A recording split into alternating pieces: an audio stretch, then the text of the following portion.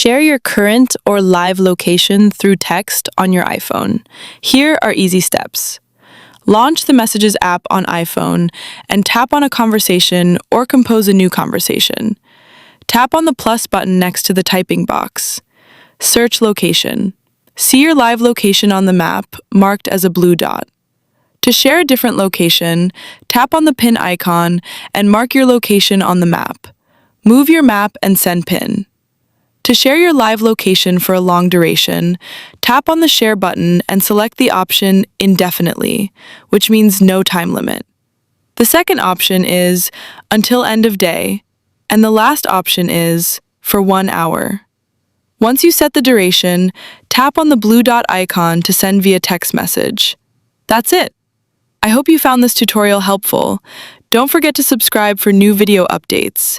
If you have any questions, then comment below.